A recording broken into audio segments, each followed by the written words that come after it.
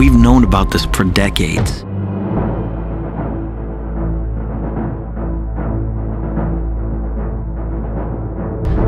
For over half a century.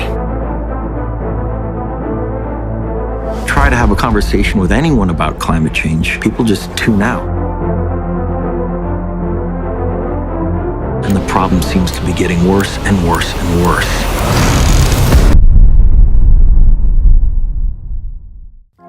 Nearly half of China's urban areas are sinking, impacting over 270 million people. Why is this happening, and what can be done to prevent it?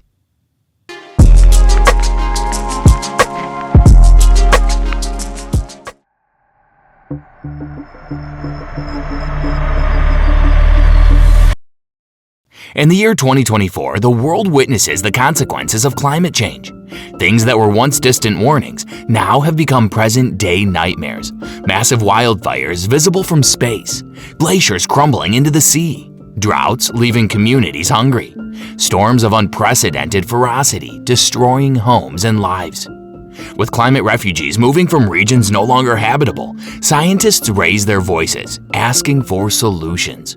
The repercussions of climate change are not just environmental. They are political, social, and deeply personal. The clock ticks ever closer to an irreversible tipping point.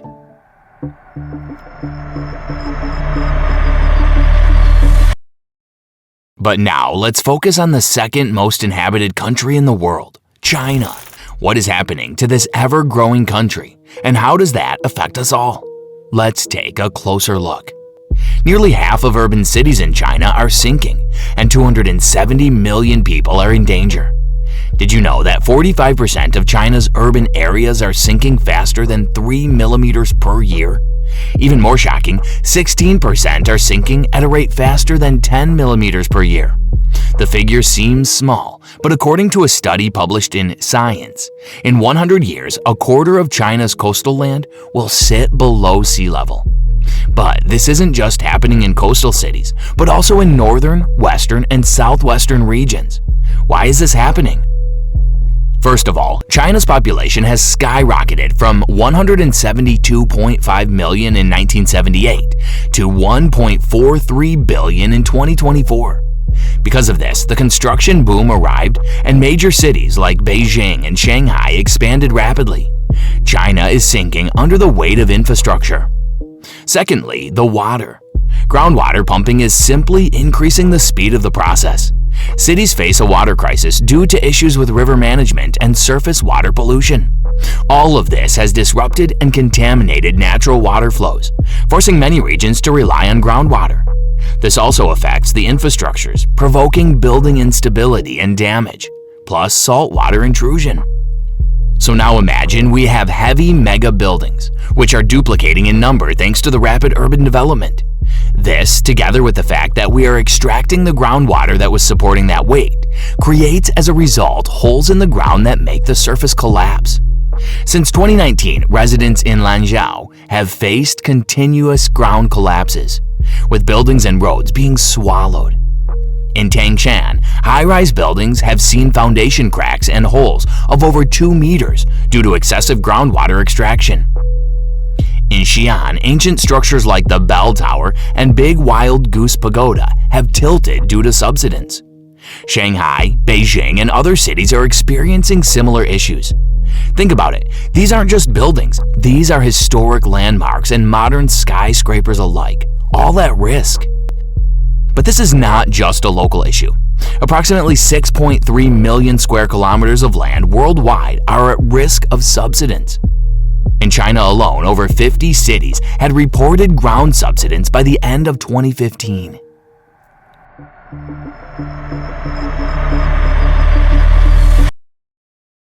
Now imagine the combined threat of sinking cities and rising seas and rivers.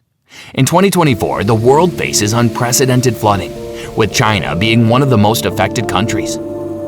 Climate change has intensified weather patterns, leading to more severe and unpredictable rainfalls.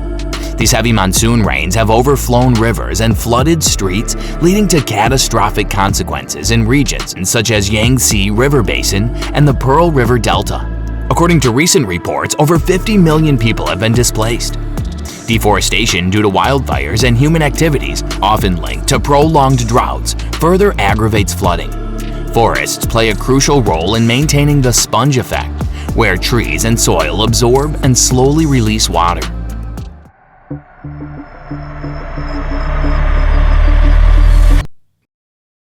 But China is not the only one with this problem. In 2024, flooding has caused significant problems in several major cities around the world, including Venice, Dubai, and London. The iconic City of Canals has faced its worst flooding in over 50 years. Exceptionally high tides combined with heavy rainfall have resulted in severe flooding, with water levels peaking at 1.87 meters above sea level. Unprecedented rainfall in Dubai led to severe flooding. Torrential downpours overwhelmed the city's drainage systems, causing significant waterlogging. London experienced severe flooding due to unprecedented rainfall, with the Thames River breaching its banks. The Thames Barrier, designed to protect the city, was overwhelmed.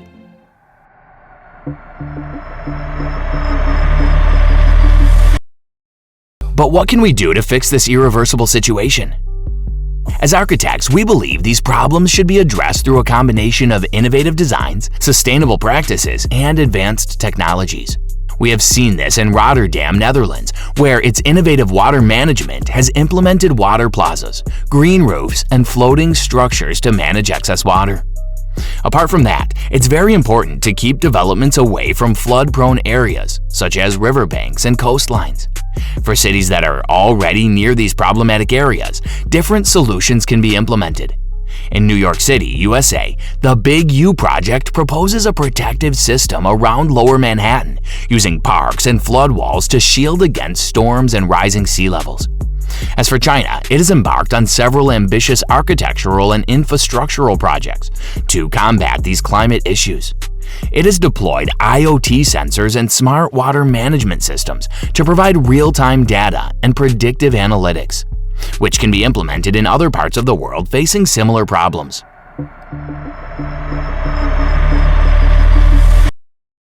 The Great Green Wall is the world's largest ecological engineering project.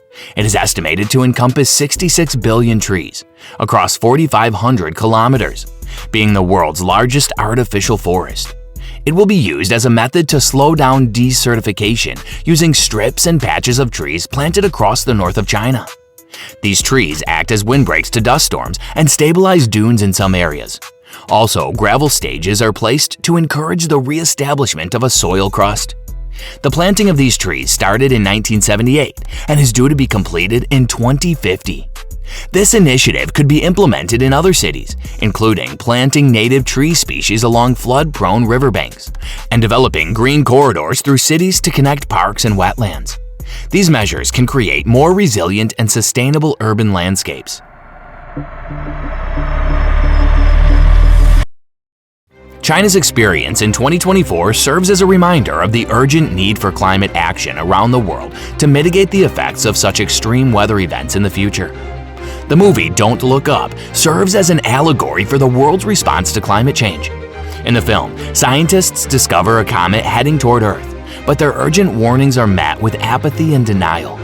This mirrors the real-world reaction to climate scientists' desperate calls to action against global warming. The movie highlights the consequences of ignoring expert warnings and prioritizing immediate interests over long-term survival. As the world is on the verge of environmental disaster, the question we should ask ourselves is, will we look up in time, or are we doomed to face the same fate? What are your thoughts about our environmental future? Let us know in the comments below. Thanks for watching.